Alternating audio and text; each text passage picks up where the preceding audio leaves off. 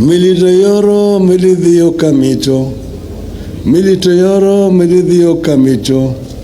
Militoyoro milithio asegu. Tungamurumno bina gudhiambu. Iwendari verio wadigiseda.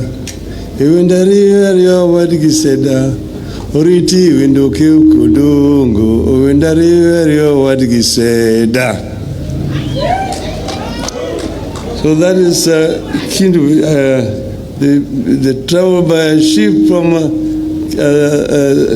Asego. Asego is Homa Bay because of the hill which is called Asego to Asembo Bay those days.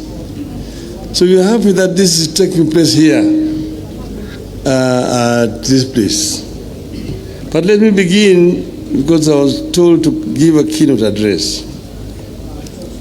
Let me begin with a story that is told in the Gospel of John. I know most of the people here are Christians. Gospel of John. And I'm sure so many of you people are familiar with this story. A disciple called Philip meets a man called Nathaniel. Philip tells Nathaniel that something significant and historic has happened in the town of Nazareth. Not believing, Nathaniel asks, Nazareth? Can anything good come out of Nazareth? Philip tells Nathaniel, come and see. You can find that encounter in the book of John 1:45 to 46. Come and see. With regard to Homa Bay, I'm not Nathaniel. I'm here not because I doubt. We all feel and see a change in the air in Homa Bay. There is intensity and positive energy that has led to tremendous interest in the county. I have come to confirm that Homa Bay has potential and efforts are underway to turn the potential into reality. I'm here to support the efforts. I salute and welcome the distinguished leaders, investors, diplomats, and development partners who have honored Madam Governor's call to them to come and see. Allow me to commend the county government of Homa Bay for this initiative at a time of great economic distress in the country and pressure from the people. These initiatives need all the support of the national government and the international development partners, and I salute all those who came on board. I believe the success of any one county takes the entire country forward. I believe that as a country, we are as strong as our counties. And I want to give the government of Kenya Kwanza free advice that the national government does not need to compete with the county governments. The county government complement the national government, and therefore the national government needs to support the county governments to deliver. From the outset, therefore, I wish to appeal to our development partners to consider county governments as competent and critical actors in the engagements aimed at realizing national and global development goals. I appeal to the development partners to scale up their engagement with counties. I make this appeal because I'm aware of the attitudes, actions, and pronouncements by some senior national government officials that are meant to dissuade or block development partners from engaging with the counties. I wish to assure our visitors to this country that our counties are managed by some of the most experienced politicians and technocrats in this country who have very clear ideas of what needs to be done. If only they could get the support. Homa Bay is striving to create a space and cut a niche. That is very much in order. I believe counties should cooperate and compete at the same time. The biggest challenge that counties, just like the national government, have to deal with is growth, which has to be both horizontal and vertical. Horizontally, counties have to spread the benefits of development to regions and communities that have been left behind. Vertically, our actions must meet expectations about quality of life, services, and infrastructure. If the infrastructure for vertical and horizontal growth is not laid early, we will replicate the uneven development that has dogged the national government since independence 60 years ago. Homa Bay has identified agro-allied industries, that is fishing and aquaculture, tourism, and growing of cotton and other crops for their value chain to help spur prosperity. I concur that agriculture and its value chain and blue economy are holders of real potential for the takeoff. However, to unlock opportunities in agriculture, some radical and bold measures will have to be taken. We are never going to feed ourselves or commercialize agriculture until we wean our people out of subsistence farming.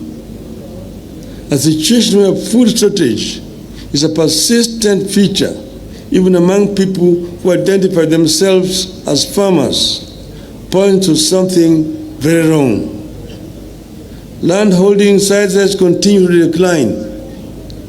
Yield per hectare continues to decline, yet population is rising. It won't be easy. It was never easy to introduce large-scale farming even in Europe or in South Korea. But we must start laying down the infrastructure for the large-scale agriculture in this region. That means educating our people and also laying the ground for irrigation and mechanization of agriculture. You have to diversify and explore other crops. To this end, I appreciate the effort by Homa Bay and neighbors to venture into crops for edible oils like palm, soya, groundnuts, and renewed interest in the cotton. This region once had a thriving edible oils industry that processed sunflower, cotton, and groundnuts.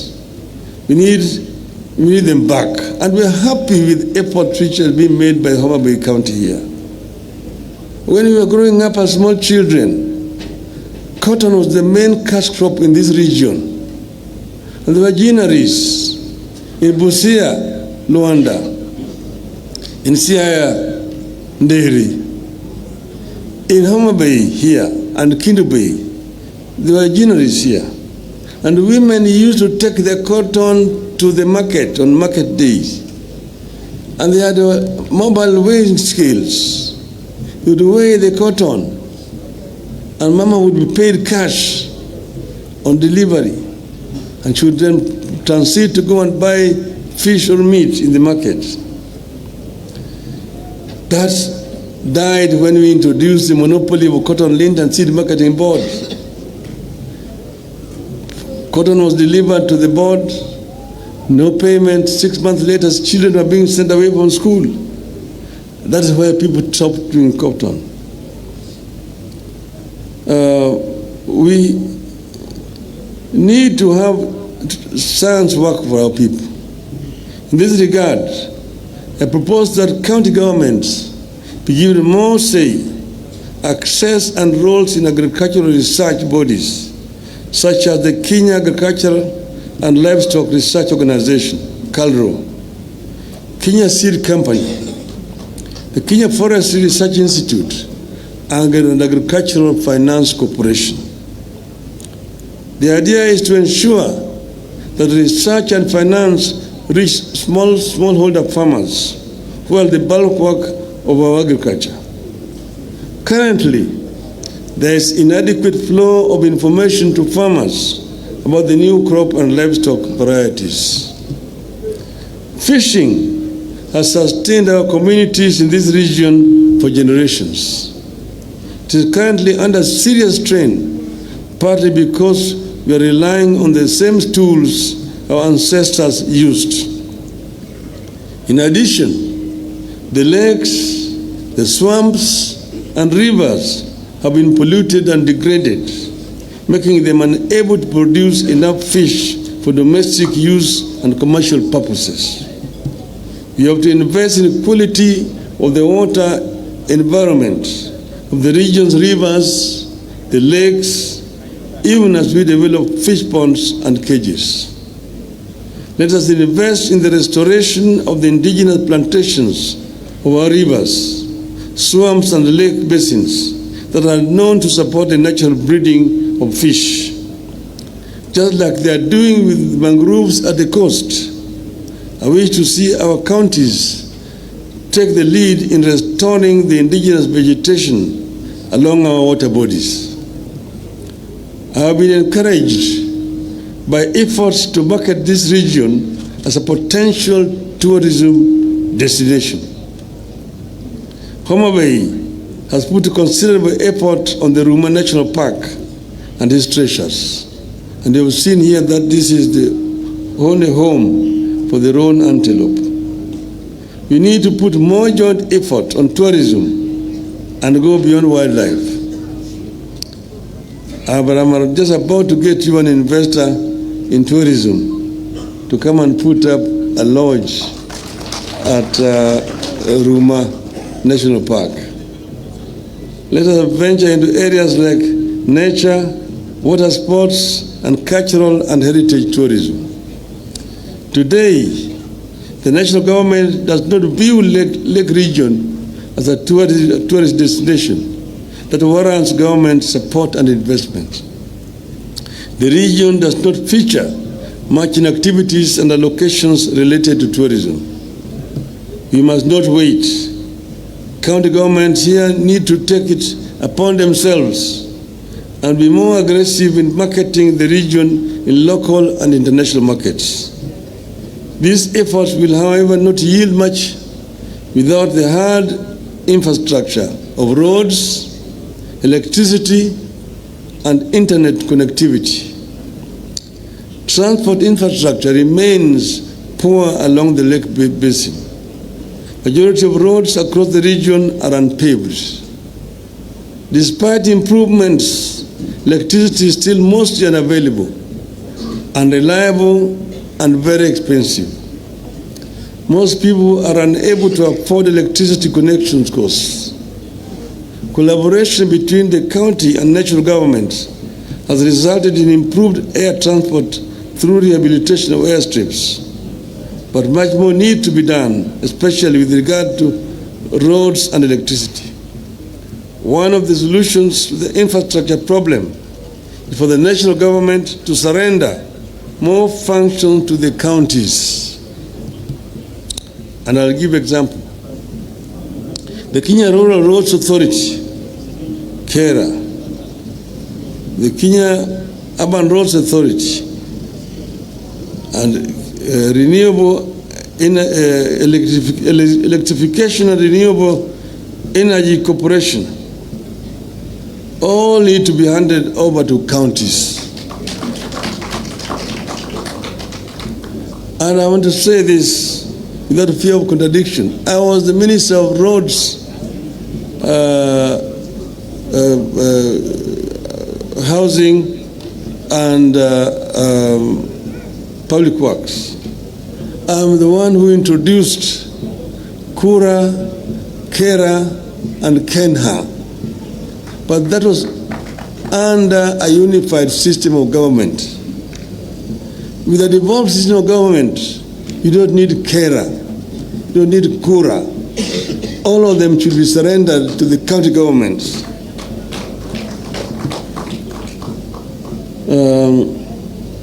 Freeing these bodies would empower counties to develop low-cost alternative sources of energy like solar parks, wind energy, geothermal power that is abundant in this lake region. This will also increase rural access to electricity and spur the expansion of the road network of all Class C and D roads to bitumen standards. The overall aim is increased trade and investment in the region that requires a different kind of infrastructure, removing the barriers that prevent the attainment of full potential. As much as possible, counties have to reform and deregulate in order to perform. Make your regulations and processes to compare with the best in the world. Do not bog the people down with taxes and levies, rules and regulations that only make doing business more difficult. Make doing business not only easier but also cheaper.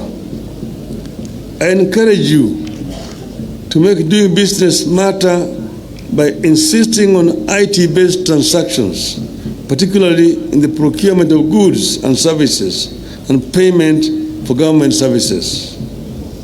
At all times, we must never forget that much as we need to grow and be competitive, you have an obligation to be caring and compassionate. Create the infrastructure for the people to take care of themselves, then watch the people rise. I am very encouraged by what you have seen today here in Homa Bay. And I just want to end by encouraging the governor. She has started well in what she's doing. She needs to continue and will get all our support.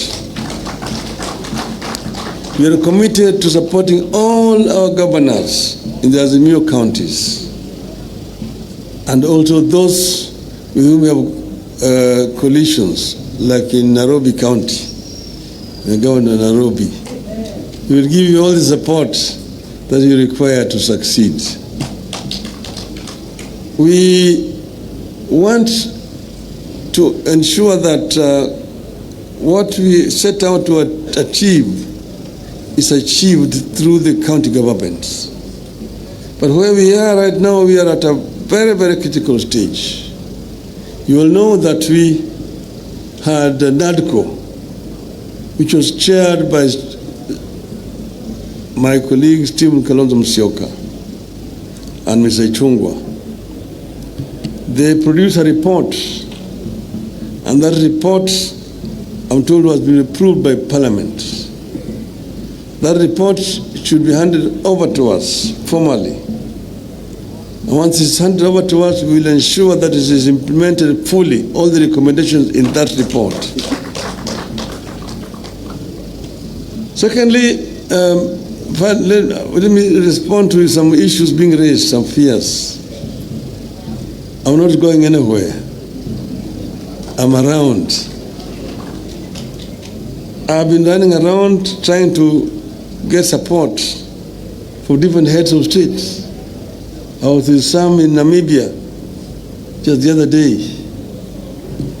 And I went to the president of Uganda after I talked to him to go and ask for his support. And then we met there with Mr. Ruto, who had also gone there, to talk about the issues they're having with oil, the G2G. It was his minister for energy. So after we talked about my candidature, they talked about the issue of oil among themselves. But I asked for their support, and both of them agreed that they would support me. President Museveni said he would be the one to propose me as the chair of African Union Commission. And I said, thank you very much. But I'm not going away. Addis Ababa, as Charity said, is only 2 hours away from Nairobi. I'm available. Whenever I'm called, I will answer.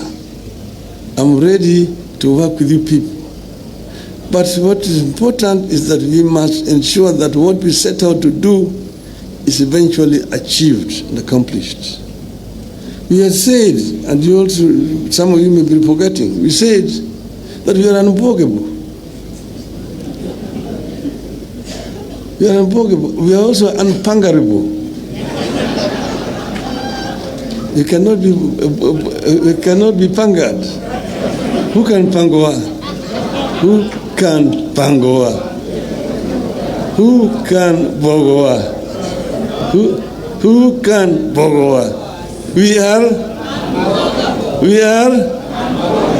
unbogable. Therefore, have no fear at all. We are unbogable, and we will get there. Thank you very much.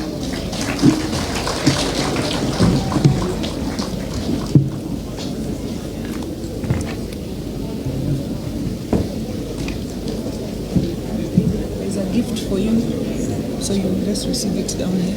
Okay. And then we can take a picture with you and the leaders. With this people? Yeah, with the leadership and the governors. Okay. We can take a picture down here.